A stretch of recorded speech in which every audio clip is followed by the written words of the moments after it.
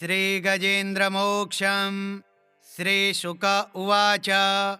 एवं व्यवसितो बुद्ध्या समाधाय मनोहृदि जजाप परमं जाप्यं प्राग्जन्मन्यनुशिक्षितं। गजेन्द्र उवाच। ॐ नमो भगवते तस्मै यत एतच्चिदात्मकं पुरुषायादिबीजाय परेशायाभिधीमहि। यस्मिन्निदं यतश्चेदं येनेदं य इदं स्वयं योऽस्मात् परस्माच्च परस्तं प्रपद्ये स्वयंभुवम्। यः स्वात्मनीदं निजमाययार्पितं क्वचिद्विभातं क्वच तत्तिरोहितम् अविद्धदृक्साक्षुभयं तदीक्षते स आत्ममूलोऽवतु मां परात्परः। कालेन पञ्चत्वमितेषु कृत्स्नशो लोकेषु पालेषु च सर्वहेतुषु तमस्तदासीद् गहनं गभीरं यस्तस्य पारेभिविराजते विभु। न यस्य देवा ऋषयः पदं विदुर्जन्तुः पुनः कोर्हति गन्तुमीरितुं। यथा नटस्याकृतिभिर्विचेष्टतो दुरत्ययानुक्रमणः समावतो दिदृक्षवो यस्य पदं सुमङ्गलं विमुक्तसङ्गा मुनयः सुसाधवः चरन्त्यलोकव्रतमव्रणं वने भूतात्मभूता सुहृदः समे गतिः। न विद्यते यस्य न जन्म कर्म वा न नामरूपे गुणदोष एव वा तथापि लोकाप्ययसम्भवाय यः स्वमायया तान्यनुकालमृच्छते तस्मै नमः परेशाय ब्रह्मणेऽनन्तशक्तये। अरूपायोरुरूपाय नम आश्चर्यकर्मणे नम आत्मप्रदीपाय साक्षिणे परमात्मने। नमो गिराम्बिदूराय मनसश्चेतसामपि सत्त्वेन प्रतिलभ्याय नैष्कर्म्येण विपश्चिता। नमः कैवल्यनाथाय निर्वाणसुखसंविदे नमः शान्ताय घोराय मूढाय गुणधर्मिणे निर्विशेषाय साम्याय नमो ज्ञानघनाय च क्षेत्रज्ञाय नमस्तुभ्यं सर्वाध्यक्षाय साक्षिणे पुरुषायात्ममूलाय मूलप्रकृतये नमः। सर्वेन्द्रियगुणद्रष्टे सर्वप्रत्ययहेतवे असताच्छाय योक्ताय सदाभासाय ते नमः।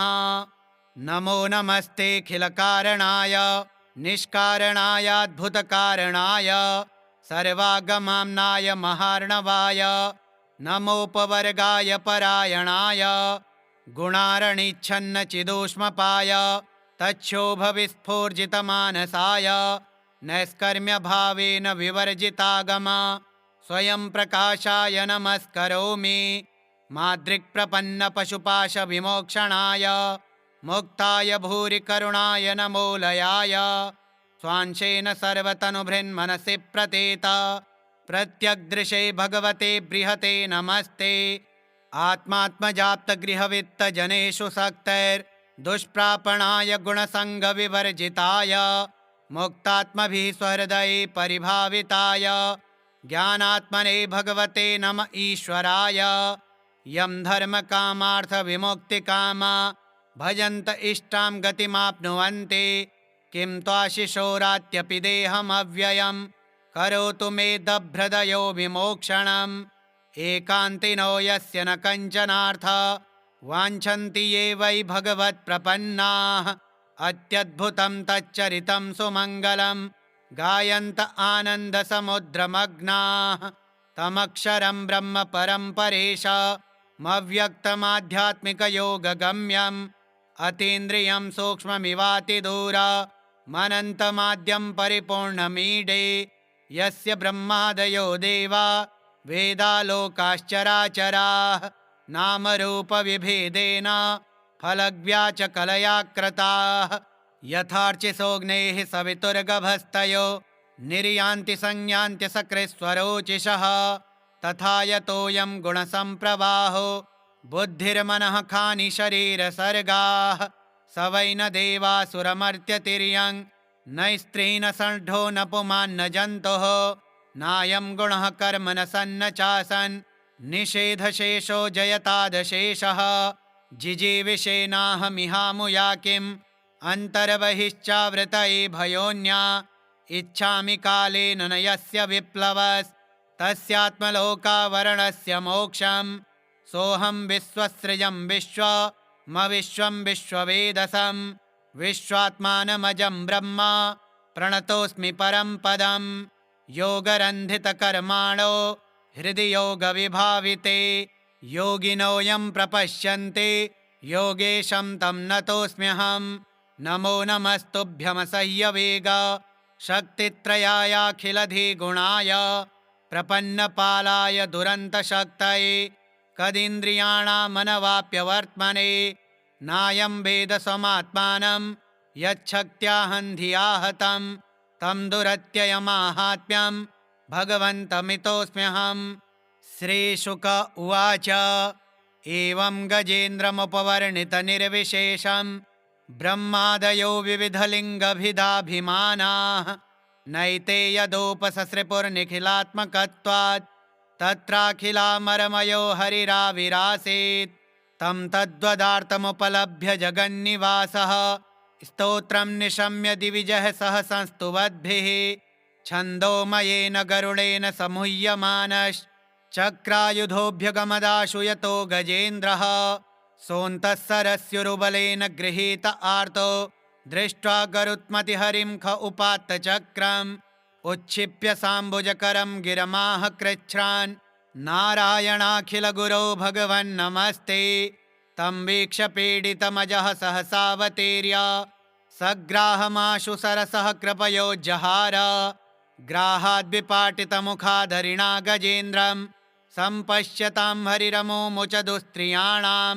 श्रीशुक उवाच एवं व्यवसितो बुद्ध्या समाधाय मनोहृदि जजाप परमं जाप्यं प्राग्जन्मन्यनुशिक्षितं गजेन्द्र उवाच ॐ नमो भगवते तस्मै यत एतच्चिदात्मकं पुरुषायादिबीजाय परेशायाभिधीमहि यस्मिन्निदं यतश्चेदं येनेदं य इदं स्वयं योऽस्मात् परस्माच्च परस्तं प्रपद्ये स्वयंभुवम् यः स्वात्मनीदं निजमाययार्पितं क्वचिद्विभातं क्वच तत्तिरोहितम् अविद्धदृक्साक्षुभयं तदीक्षते स आत्ममूलोऽवतु मां परात्परः कालेन पञ्चत्वमितेषु कृत्स्नशो लोकेषु पालेषु च सर्वहेतुषु तमस्तदासीत् गहनं गभीरं यस्तस्य पारेभिविराजते विभु न यस्य देवा ऋषयः पदं विदुर्जन्तुः पुनः कोर्हति गन्तुमीरितुं यथा नटस्याकृतिभिर्विचेष्टतो दुरत्ययानुक्रमणः समावतो दिदृक्षवो यस्य पदं सुमङ्गलं विमुक्तसङ्गा मुनयः सुसाधवः चरन्त्यलोकव्रतमव्रणम्बने भूतात्मभूता सुहृदः समे गतिः न विद्यते यस्य न जन्म कर्म वा न नामरूपे गुणदोष एव वा तथापि लोकाप्ययसम्भवाय यः स्वमायया तान्यनुकालमृच्छते तस्मै नमः परेशाय ब्रह्मणेऽनन्तशक्तये अरूपायोरुरूपाय नम आश्चर्यकर्मणे नम आत्मप्रदीपाय साक्षिणे परमात्मने नमो गिराम्बिदूराय मनसश्चेतसामपि सत्त्वेन प्रतिलभ्याय नैष्कर्म्येण विपश्चिता नमः कैवल्यनाथाय निर्वाणसुखसंविदे नमः शान्ताय घोराय मूढाय गुणधर्मिणे निर्विशेषाय साम्याय नमो ज्ञानघनाय च क्षेत्रज्ञाय नमस्तुभ्यं सर्वाध्यक्षाय साक्षिणे पुरुषायात्ममूलाय मूलप्रकृतये नमः सर्वेन्द्रियगुणद्रष्ट्रे सर्वप्रत्ययहेतवे असताच्छाय योक्ताय सदा भासाय ते नमः। नमो नमस्तेऽखिलकारणाय निष्कारणायाद्भुतकारणाय सर्वागमाम्नाय महार्णवाय नमोपवर्गाय परायणाय गुणारणिच्छन्नचिदूष्मपाय तच्छोभविस्फूर्जितमानसाय नैष्कर्म्यभावेन विवर्जितागमा स्वयं प्रकाशाय नमस्करोमि। मादृक्प्रपन्नपशुपाशविमोक्षणाय मुक्ताय भूरिकरुणाय नमोलयाय स्वांशेन सर्वतनुभृन्मनसि प्रतीत प्रत्यग्दृशे भगवते बृहते नमस्ते। आत्मात्मजाप्तगृहवित्तजनेषु सक्तैर्दुष्प्रापणाय गुणसङ्गविवर्जिताय मुक्तात्मभिः स्वहृदये परिभाविताय ज्ञानात्मने भगवते नम ईश्वराय।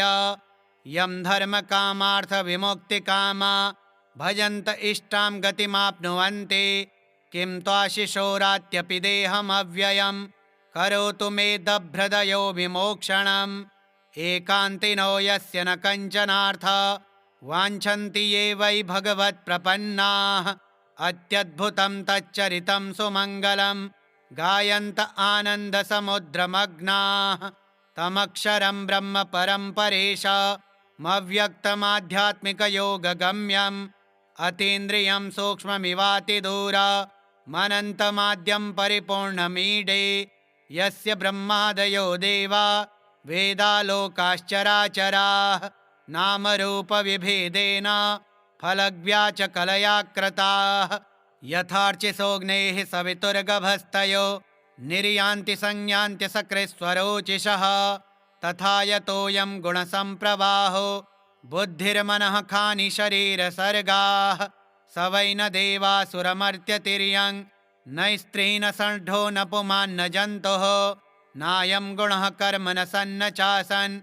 निषेधशेषो जयतादशेषः जिजीविषेनाहमिहामुया किम् अन्तर्बहिश्चावृतये भयोन्या इच्छामि कालेन न यस्य विप्लवस्तस्यात्मलोकावरणस्य मोक्षम् सोऽहं विश्वसृजं विश्वमविश्वं विश्ववेदसं विश्वात्मानमजं ब्रह्म प्रणतोऽस्मि परं पदम् योगरन्धितकर्माणो हृदि योगविभाविते योगिनो यं प्रपश्यन्ति योगेशं तं नतोऽस्म्यहम्। नमो नमस्तुभ्यमसह्यवेग शक्तित्रयायाखिलधिगुणाय प्रपन्नपालाय दुरन्तशक्तये कदिन्द्रियाणामनवाप्यवर्त्मने नायं वेद स्वमात्मानं यच्छक्त्याहं धिया हतं तं दुरत्ययमाहात्म्यं भगवन्तमितोऽस्म्यहम्। श्रीशुक उवाच एवं गजेन्द्रमुपवर्णितनिर्विशेषं ब्रह्मादयो विविधलिङ्गभिदाभिमानाः नैते यदोपससृपुर्निखिलात्मकत्वात् तत्राखिलामरमयो हरिराविरासीत् तं तद्वदार्थमुपलभ्य जगन्निवासः स्तोत्रं निशम्य दिविजः सह संस्तुवद्भिः छन्दोमयेन गरुडेन समुह्यमानश्चक्रायुधोऽभ्यगमदाशु यतो गजेन्द्रः सोऽन्तः सरस्युरुबलेन गृहीत आर्तो दृष्ट्वा गरुत्मतिहरिं ख उपात्तचक्रम् उच्छिप्य साम्बुजकरं गिरमाह कृच्छ्रान् नारायणाखिलगुरो भगवन्नमस्ते तं वीक्ष्य पीडितमजः सहसावतीर्य सग्राहमाशु सरसः कृपयोज्जहार ग्राहाद्विपाटितमुखाधरिणा गजेन्द्रं सम्पश्यतां हरिरमुमुच दुस्त्रियाणां। श्रीशुक उवाच एवं व्यवसितो बुद्ध्या समाधाय मनोहृदि जजाप परमं जाप्यं प्राग्जन्मन्यनुशिक्षितं।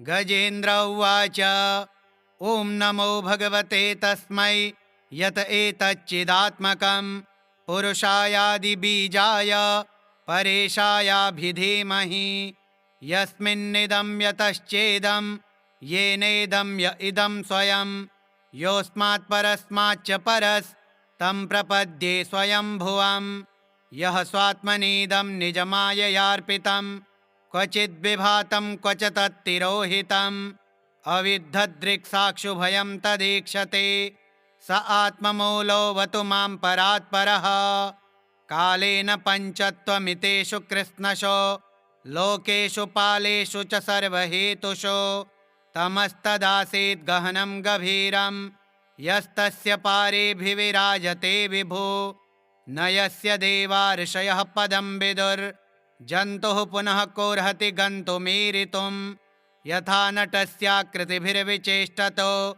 दुरत्ययानुक्रमणः समावतो दिदृक्षवो यस्य पदं सुमङ्गलं विमुक्तसङ्गा मुनयः सुसाधवः चरन्त्यलोकव्रतमव्रणं वने भूतात्मभूता सुहृदः समे गतिः न विद्यते यस्य न जन्म कर्म वा न नामरूपे गुणदोष एव वा तथापि लोकाप्ययसम्भवाय यः स्वमायया तान्यनुकालमृच्छते तस्मै नमः परेशाय ब्रह्मणेऽनन्तशक्तये अरूपायोरुरूपाय नम आश्चर्यकर्मणे नम आत्मप्रदीपाय साक्षिणे परमात्मने नमो गिरां विदुराय मनसश्चेतसामपि सत्त्वेन प्रतिलभ्याय नैष्कर्म्येण विपश्चिता नमः कैवल्यनाथाय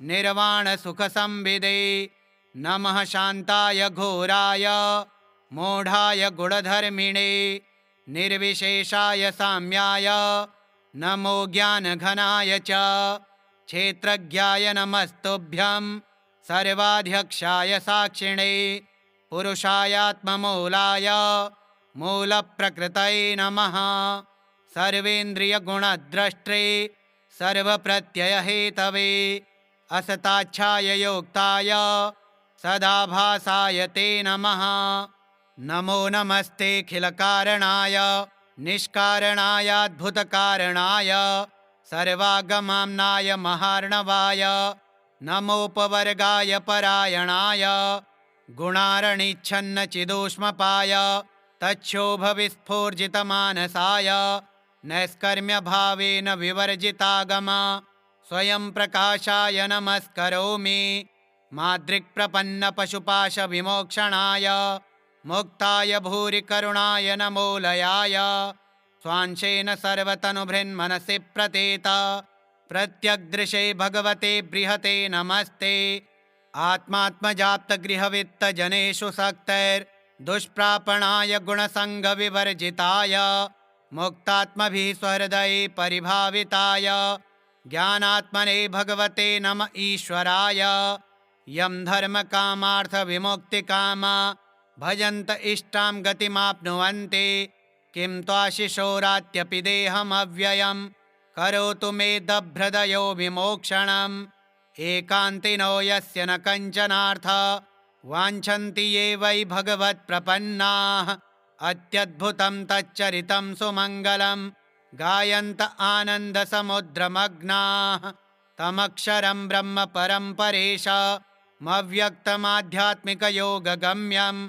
अतीन्द्रियं सूक्ष्ममिवातिदूरमनन्तमाद्यं परिपूर्णमीडे यस्य ब्रह्मादयो देवा वेदालोकाश्चराचराः नामरूपविभेदेन फलग्व्याचकलया कृताः यथार्चिसोऽग्नेः सवितुर्गभस्तयो निर्यान्ति संयान्ति सकृत्स्वरोचिषः तथा यतोऽयं गुणसम्प्रवाहो बुद्धिर्मनः खानि शरीरसर्गाः स वै न देवासुरमर्त्यतिर्यं न स्त्री न षड्ढो न पुमान् न जन्तुः नायं गुणः कर्म न सन्न चासन् निषेधशेषो जयतादशेषः जिजीविषेनाहमिहामुया किम् अन्तर्बहिश्चावृतये भयोन्या इच्छामि कालेन न यस्य विप्लवस्तस्यात्मलोकावरणस्य मोक्षम् सोऽहं विश्वसृजं विश्वमविश्वं विश्ववेदसं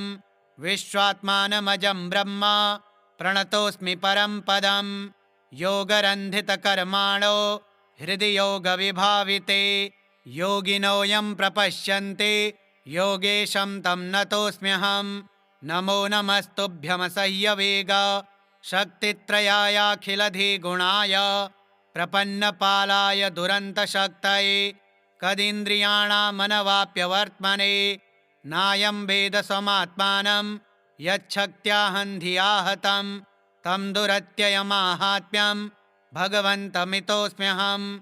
श्रीशुक उवाच एवं गजेन्द्रमुपवर्णितनिर्विशेषं ब्रह्मादयो विविधलिङ्गभिदाभिमानाः नैते यदोपससृपुर्निखिलात्मकत्वात् तत्राखिलामरमयो हरिराविरासीत् तं तद्वदार्थमुपलभ्य जगन्निवासः स्तोत्रं निशम्य दिविजः सह संस्तुवद्भिः छन्दोमयेन गरुडेन समुह्यमानश्चक्रायुधोऽभ्यगमदाशु यतो गजेन्द्रः सोऽन्तः सरस्युरुबलेन गृहीत आर्तो दृष्ट्वा गरुत्मतिहरिं ख उपात्त चक्रम् उच्छिप्य साम्बुजकरं गिरमाह कृच्छ्रान् नारायणाखिलगुरो भगवन्नमस्ते तं वीक्ष्य पीडितमजः सहसावतीर्य सग्राहमाशु सरसः कृपयोज्जहार ग्राहाद्विपाटितमुखाधरिणा गजेन्द्रं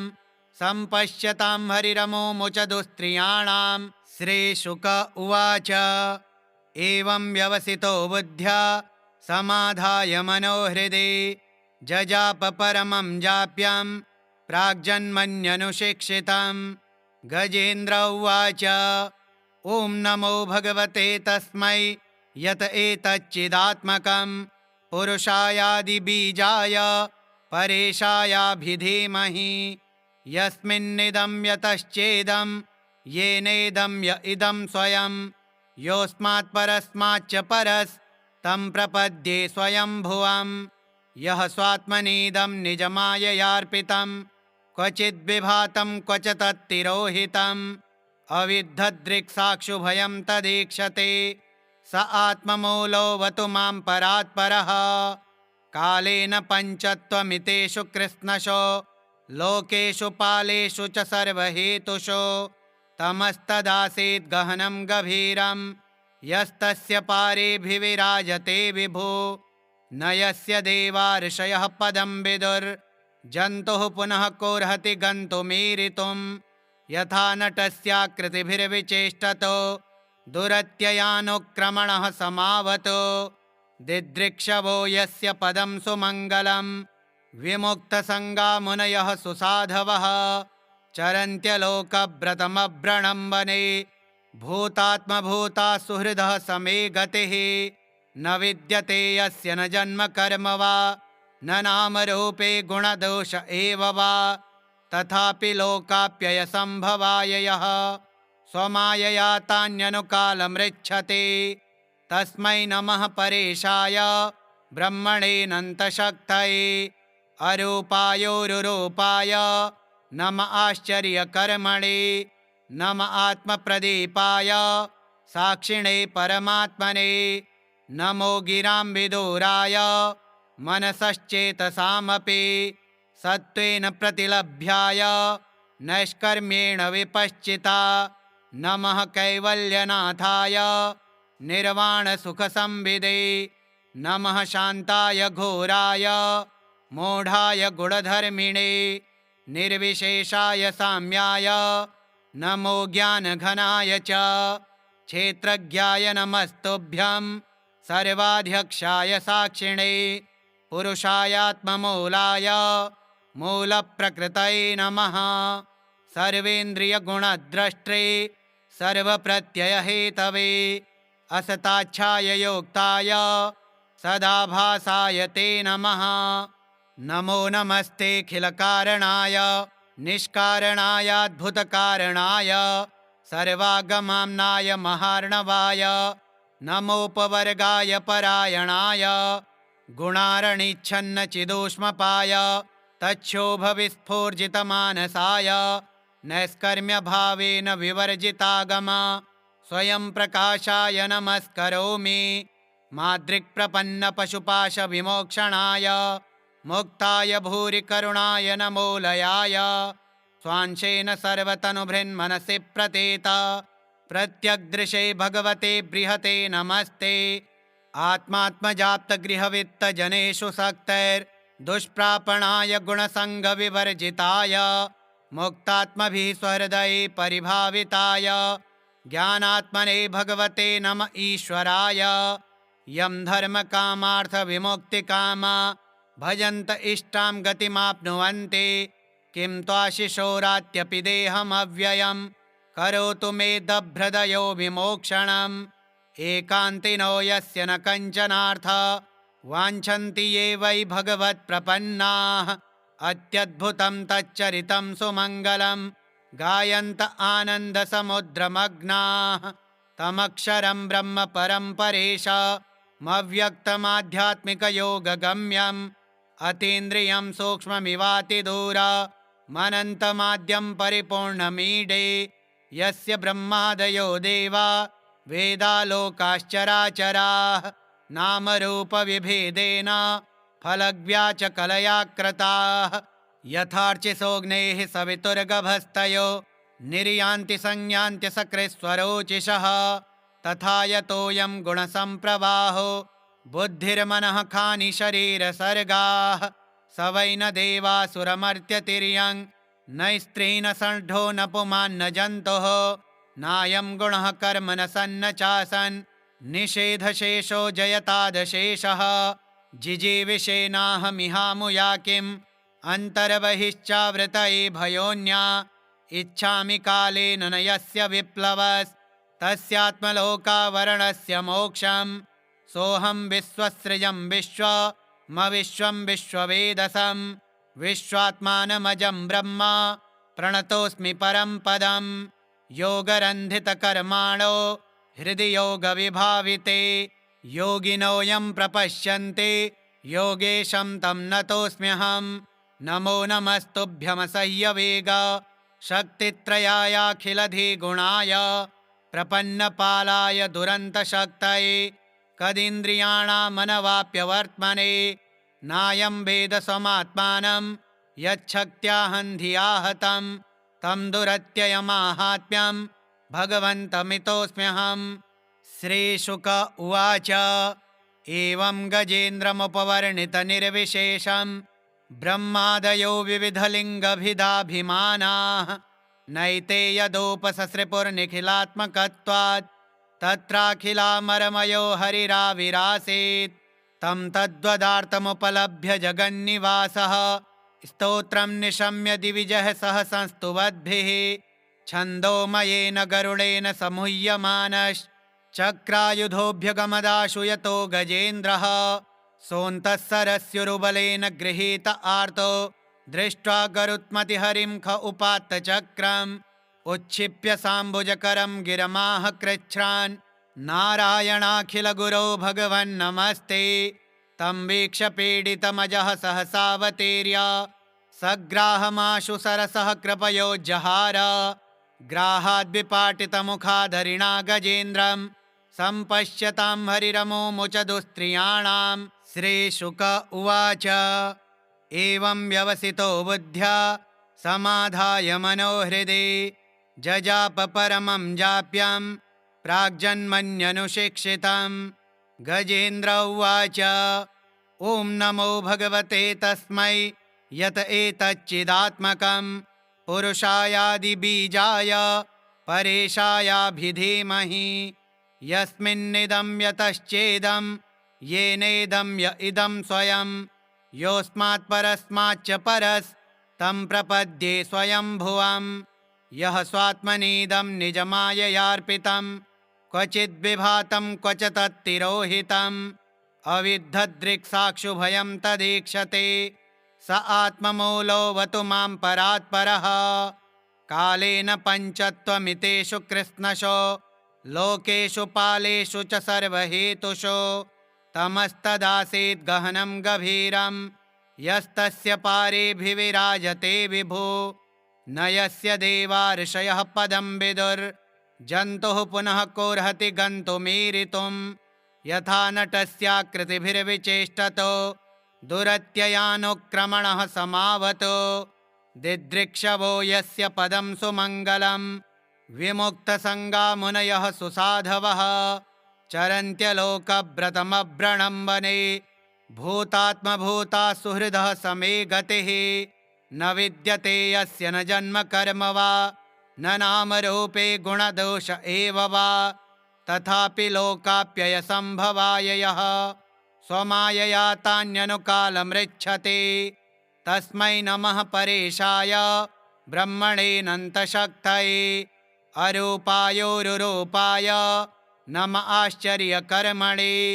नम आत्मप्रदीपाय साक्षिणे परमात्मने नमो गिराम्बिदूराय मनसश्चेतसामपि सत्त्वेन प्रतिलभ्याय नैष्कर्म्येण विपश्चिता नमः कैवल्यनाथाय निर्वाणसुखसंविदे नमः शान्ताय घोराय मूढाय गुणधर्मिणे निर्विशेषाय साम्याय नमो ज्ञानघनाय च क्षेत्रज्ञाय नमस्तुभ्यं सर्वाध्यक्षाय साक्षिणे पुरुषायात्ममूलाय मूलप्रकृतये नमः सर्वेन्द्रियगुणद्रष्टे सर्वप्रत्ययहेतवे असताच्छाय योक्ताय सदाभासाय ते नमः नमो नमस्तेऽखिलकारणाय निष्कारणायाद्भुतकारणाय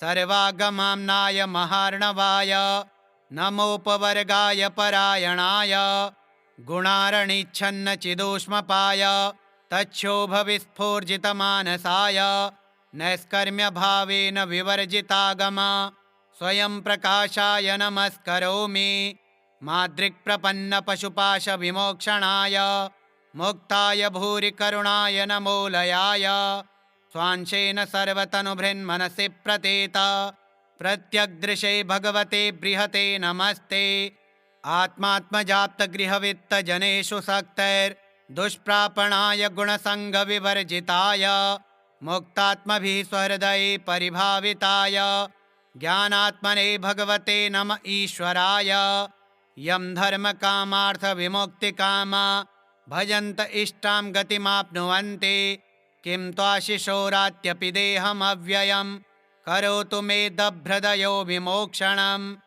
एकान्तिनो यस्य न कञ्चनार्थ वाञ्छन्ति ये वै भगवत्प्रपन्नाः अत्यद्भुतं तच्चरितं सुमङ्गलं गायन्त आनन्दसमुद्रमग्नाः तमक्षरं ब्रह्म परं परेशमव्यक्तमाध्यात्मिकयोगगम्यम् अतीन्द्रियं सूक्ष्ममिवातिदूरमनन्तमाद्यं परिपूर्णमीडे यस्य ब्रह्मादयो देवा वेदालोकाश्चराचराः नामरूपविभेदेन फलग्व्याचकलया कृताः यथार्चिसोऽग्नेः सवितुर्गभस्तयो निर्यान्ति संयान्ति सकृत्स्वरोचिषः तथा यतोऽयं गुणसम्प्रवाहो बुद्धिर्मनः खानि शरीरसर्गाः स वै न देवासुरमर्त्यतिर्यं न स्त्री न षड्ढो न पुमान्न जन्तुः नायं गुणः कर्म न सन्न चासन् निषेधशेषो जयतादशेषः जिजीविषेनाहमिहामुया किम् अन्तर्बहिश्चावृतये भयोन्या इच्छामि कालेन न यस्य विप्लवस्तस्यात्मलोकावरणस्य मोक्षम् सोऽहं विश्वसृजं विश्वमविश्वं विश्ववेदसं विश्वात्मानमजं ब्रह्म प्रणतोऽस्मि परं पदं योगरन्धितकर्माणो हृदि योगविभाविते योगिनो यं प्रपश्यन्ति योगेशं तं नतोऽस्म्यहं नमो नमस्तुभ्यमसह्यवेग शक्तित्रयायाखिलधिगुणाय प्रपन्नपालाय दुरन्तशक्तये कदिन्द्रियाणामनवाप्यवर्त्मने नायं वेद स्वमात्मानं यच्छक्त्याहं धिया हतं तं दुरत्ययमाहात्म्यं भगवन्तमितोऽस्म्यहम् श्रीशुक उवाच एवं गजेन्द्रमुपवर्णितनिर्विशेषं ब्रह्मादयो विविधलिङ्गभिदाभिमानाः नैते यदोपससृपुर्निखिलात्मकत्वात् तत्राखिलामरमयो हरिराविरासीत् तं तद्वदार्थमुपलभ्य जगन्निवासः स्तोत्रं निशम्य दिविजः सह संस्तुवद्भिः छन्दोमयेन गरुडेन समुह्यमानश्चक्रायुधोऽभ्यगमदाशु यतो गजेन्द्रः सोऽन्तः सरस्युरुबलेन गृहीत आर्तो दृष्ट्वा गरुत्मतिहरिं ख उपात्त चक्रम् उच्छिप्य साम्बुजकरं गिरमाह कृच्छ्रान् नारायणाखिलगुरो भगवन्नमस्ते तं वीक्ष्य पीडितमजः सहसावतीर्य सग्राहमाशु सरसः कृपयोज्जहार ग्राहाद्विपाटितमुखाधरिणा गजेन्द्रं सम्पश्यतां हरिरमुमुच दुस्त्रियाणां श्रीशुक उवाच एवं व्यवसितो बुद्ध्या समाधाय मनोहृदि जजाप परमं जाप्यं प्राग्जन्मन्यनुशिक्षितं गजेन्द्र उवाच ॐ नमो भगवते तस्मै यत एतच्चिदात्मकं पुरुषायादिबीजाय परेशायाभिधीमहि यस्मिन्निदं यतश्चेदं येनेदं य इदं स्वयं योऽस्मात् परस्माच्च परस्तं प्रपद्ये स्वयंभुवम् यः स्वात्मनीदं निजमाययार्पितं क्वचिद्विभातं क्वच तत्तिरोहितम् अविद्धदृक्साक्षुभयं तदीक्षते स आत्ममूलोऽवतु मां परात्परः कालेन पञ्चत्वमितेषु कृत्स्नशो लोकेषु पालेषु च सर्वहेतुषु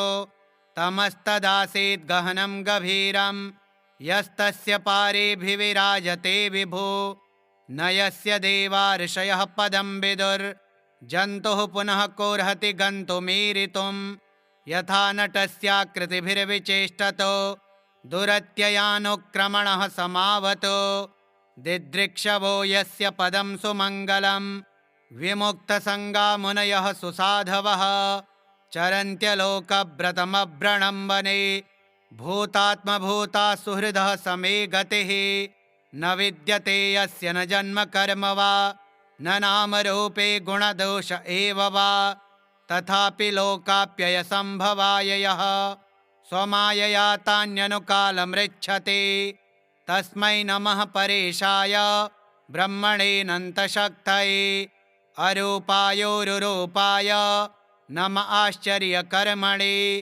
नम आत्मप्रदीपाय साक्षिणे परमात्मने नमो गिराम्बिदूराय मनसश्चेतसामपि सत्त्वेन प्रतिलभ्याय नैष्कर्म्येण विपश्चिता नमः कैवल्यनाथाय निर्वाणसुखसंविदे नमः शान्ताय घोराय मूढाय गुणधर्मिणे निर्विशेषाय साम्याय नमो ज्ञानघनाय च क्षेत्रज्ञाय नमस्तुभ्यं सर्वाध्यक्षाय साक्षिणे पुरुषायात्ममूलाय मूलप्रकृतये नमः सर्वेन्द्रियगुणद्रष्टे सर्वप्रत्ययहेतवे असताच्छाय योक्ताय सदाभासाय ते नमः नमो नमस्तेऽखिलकारणाय निष्कारणायाद्भुतकारणाय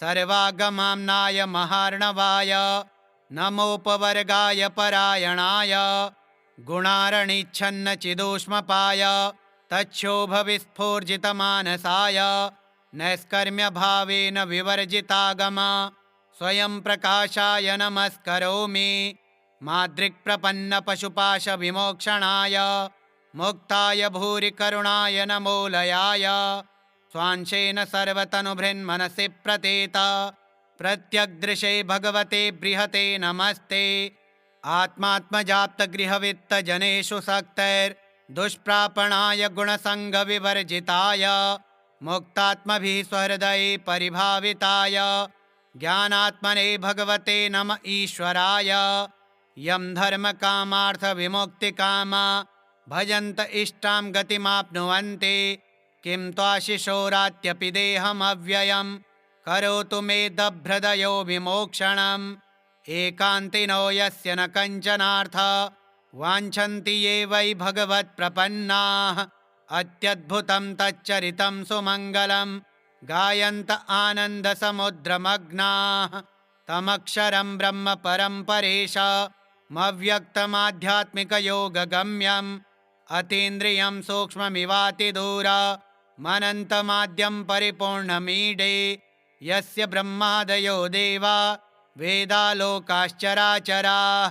नामरूपविभेदेन फलग्व्याचकलया कृताः यथार्चिसोऽग्नेः सवितुर्गभस्तयो निर्यान्ति संयान्ति सकृत्स्वरोचिषः तथा यतोऽयं गुणसम्प्रवाहो बुद्धिर्मनः खानि शरीरसर्गाः स वै न देवासुरमर्त्यतिर्यं न स्त्री न षड्ढो न पुमान् न जन्तुः नायं गुणः कर्म न सन्न चासन् निषेधशेषो जयतादशेषः जिजीविषेनाहमिहामुया किम् अन्तर्बहिश्चावृतये भयोन्या इच्छामि कालेन न यस्य विप्लवस्तस्यात्मलोकावरणस्य मोक्षम् सोऽहं विश्वसृजं विश्वमविश्वं विश्ववेदसं विश्वात्मानमजं ब्रह्म प्रणतोऽस्मि परं पदम् योगरन्धितकर्माणो हृदि योगविभाविते योगिनो यं प्रपश्यन्ते योगेशं तं नतोऽस्म्यहम् नमो नमस्तुभ्यमसह्यवेग शक्तित्रयायाखिलधिगुणाय प्रपन्नपालाय दुरन्तशक्तये कदिन्द्रियाणामनवाप्यवर्त्मने नायं वेद समात्मानं यच्छक्त्याहं धिया हतं तं दुरत्ययमाहात्म्यं भगवन्तमितोऽस्म्यहम्। श्रीशुक उवाच एवं गजेन्द्रमुपवर्णितनिर्विशेषं ब्रह्मादयो विविधलिङ्गभिदाभिमानाः नैते यदोपससृपुर्निखिलात्मकत्वात् तत्राखिलामरमयो हरिराविरासीत् तं तद्वदार्थमुपलभ्य जगन्निवासः स्तोत्रं निशम्य दिविजः सह संस्तुवद्भिः छन्दोमयेन गरुडेन समुह्यमानश्चक्रायुधोऽभ्यगमदाशु यतो गजेन्द्रः सोऽन्तः सरस्युरुबलेन गृहीत आर्तो दृष्ट्वा गरुत्मतिहरिं ख उपात्त चक्रम् उच्छिप्य साम्बुजकरं गिरमाह कृच्छ्रान् नारायणाखिलगुरो भगवन्नमस्ते तं वीक्ष्य पीडितमजः सहसावतीर्य सग्राहमाशु सरसः कृपयोज्जहार ग्राहाद्विपाटितमुखाधरिणा गजेन्द्रं सम्पश्यतां हरिरमुमुच दुस्त्रियाणां। श्रीशुक उवाच एवं व्यवसितो बुद्ध्या समाधाय मनोहृदि जजाप परमं जाप्यं प्राग्जन्मन्यनुशिक्षितं गजेन्द्र उवाच ॐ नमो भगवते तस्मै यत एतच्चिदात्मकं पुरुषायादिबीजाय परेशायाभिधीमहि यस्मिन्निदं यतश्चेदं येनेदं य इदं स्वयं योऽस्मात् परस्माच्च परस्तं प्रपद्ये स्वयंभुवं यः स्वात्मनीदं निजमाययार्पितं क्वचिद्विभातं क्वच तत्तिरोहितम् अविद्धदृक्साक्षुभयं तदीक्षते स आत्ममूलोऽवतु मां परात्परः कालेन पञ्चत्वमितेषु कृत्स्नशो लोकेषु पालेषु च सर्वहेतुषु तमस्तदासीद् गहनं गभीरं यस्तस्य पारेभिविराजते विभु न यस्य देवा ऋषयः पदं विदुर्जन्तुः पुनः कोर्हति गन्तुमीरितुं यथा नटस्याकृतिभिर्विचेष्टतो दुरत्ययानुक्रमणः समावतो दिदृक्षवो यस्य पदं सुमङ्गलं विमुक्तसङ्गा मुनयः सुसाधवः चरन्त्यलोकव्रतमभ्रणं वने भूतात्मभूता सुहृदः समे गतिः न विद्यते यस्य न जन्म कर्म वा न नामरूपे गुणदोष एव वा तथापि लोकाप्ययसम्भवाय यः स्वमायया तान्यनुकालमृच्छते तस्मै नमः परेशाय ब्रह्मणेऽनन्तशक्तये अरूपायोरुरूपाय नम आश्चर्यकर्मणे नम आत्मप्रदीपाय साक्षिणे परमात्मने नमो गिरां विदूराय मनसश्चेतसामपि सत्त्वेन प्रतिलभ्याय नैष्कर्म्येण विपश्चिता।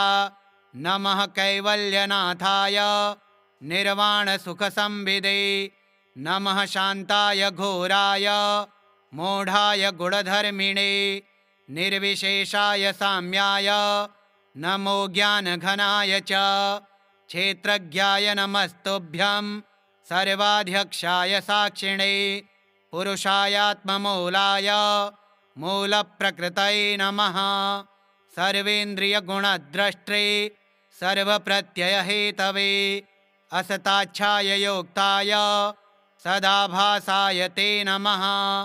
नमो नमस्तेऽखिलकारणाय निष्कारणायाद्भुतकारणाय सर्वागमाम्नाय महार्णवाय।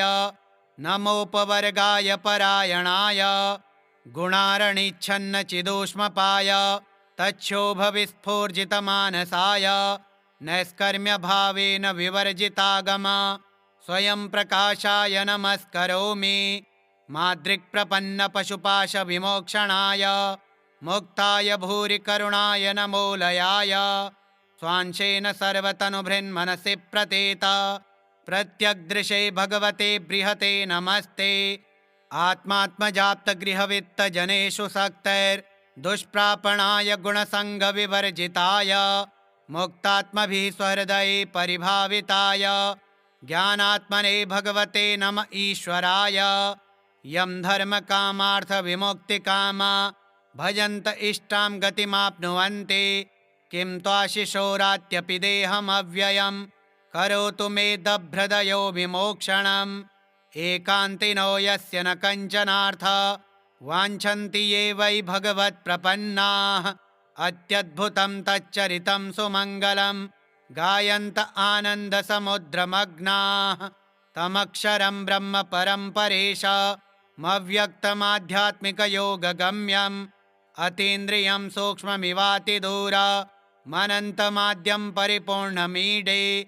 यस्य ब्रह्मादयो देवा वेदालोकाश्चराचराः नामरूपविभेदेन फलग्व्याचकलया कृताः। यथार्चिसोऽग्नेः सवितुर्गभस्तयो निर्यान्ति संयान्ति सकृत्स्वरोचिषः। तथा यतोऽयं गुणसम्प्रवाहो बुद्धिर्मनः खानि शरीरसर्गाः। स वै न देवासुरमर्त्यतिर्यं न स्त्री न षड्ढो न पुमान् न जन्तुः। नायं गुणः कर्म न सन्न चासन् निषेधशेषो जयतादशेषः। जिजीविषेनाहमिहामुया किम् अन्तर्बहिश्चावृतये भयोन्या। इच्छामि कालेन न यस्य विप्लवस्तस्यात्मलोकावरणस्य मोक्षम्। सोऽहं विश्वसृजं विश्वमविश्वं विश्ववेदसं विश्वात्मानमजं ब्रह्म प्रणतोऽस्मि परं पदम्। योगरन्धितकर्माणो हृदि योगविभाविते योगिनो यं प्रपश्यन्ति योगेशं तं नतोऽस्म्यहम्। नमो नमस्तुभ्यमसह्यवेग शक्तित्रयायाखिलधिगुणाय प्रपन्नपालाय दुरन्तशक्तये कदिन्द्रियाणामनवाप्यवर्त्मने। नायं वेद स्वमात्मानं यच्छक्त्याहं धिया हतं तं दुरत्ययमाहात्म्यं भगवन्तमितोऽस्म्यहम्। श्रीशुक उवाच एवं गजेन्द्रमुपवर्णितनिर्विशेषं ब्रह्मादयो विविधलिङ्गभिदाभिमानाः। नैते यदोपससृपुर्निखिलात्मकत्वात् तत्राखिलामरमयो हरिराविरासीत्। तं तद्वदार्थमुपलभ्य जगन्निवासः स्तोत्रं निशम्य दिविजः सह संस्तुवद्भिः। छन्दोमयेन गरुडेन समुह्यमानश्चक्रायुधोऽभ्यगमदाशु यतो गजेन्द्रः। सोऽन्तः सरस्युरुबलेन गृहीत आर्तो दृष्ट्वा गरुत्मतिहरिं ख उपात्तचक्रम्। उच्छिप्य साम्बुजकरं गिरमाह कृच्छ्रान् नारायणाखिलगुरो भगवन्नमस्ते। तं वीक्ष्य पीडितमजः सहसावतीर्य सग्राहमाशु सरसः कृपयोज्जहार। ग्राहाद्विपाटितमुखाधरिणा गजेन्द्रं सम्पश्यतां हरिरमुमुच दुस्त्रियाणाम्। श्रीगजेन्द्रकृतं गजेन्द्रमोक्षं श्रीनारायणार्पणमस्तु। ॐ श्रीनारायणाय नमः।